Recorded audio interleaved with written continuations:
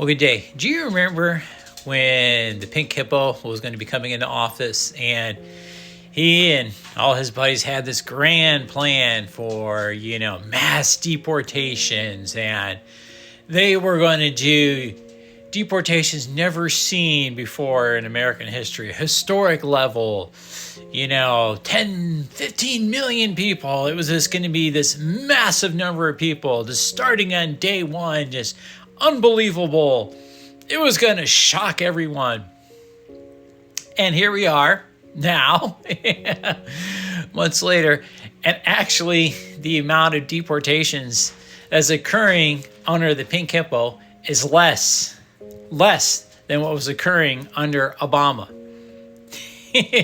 And reportedly, the Pink Hippo is furious that his grand plan for mass deportations is not happening. And oh boy, is he not happening. So it's really interesting because, first of all, one, they don't have the personnel to carry out deporting millions of people.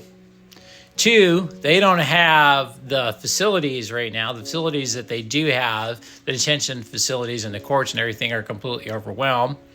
Which leads to three, there are so many asylum cases right now on backlog because the system is so overwhelmed and the immigration judges can't get to them all. They're talking 3 or 4 years if they just stop today just to get through them all. And this is before the Pink Hippo's administration came in and fired a bunch of incoming immigration judges that were going to help with that backlog. So had this massive overwhelming of the system and cases and everything, and their solution was to go in and fire incoming immigration judges that could help with it.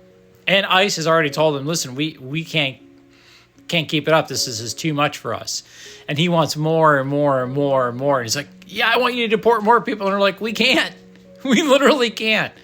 They're trying, but they are literally falling far short. Like I said, Obama was deporting more people.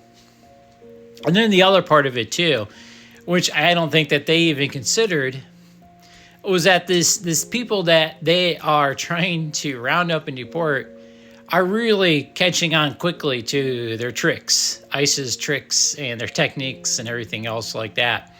And they know the places that ICE is going and that they're looking and everything. They're getting the word out there. So they're just not going to work. They work on a ranch. They're just not showing up at the ranch or wherever. They're just not going. They're just moving on to other places that are safer. And so ICE is striking out. And I think it's absolutely wonderful. They had this huge giant thing, and you notice he doesn't talk about it.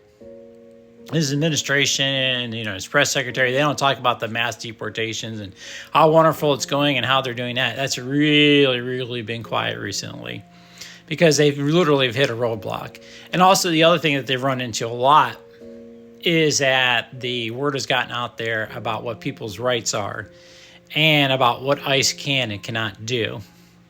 But again, all these plans and all this thing about that they're going to do all these mass deportations, which he wanted to do and still wants to do, is running into reality.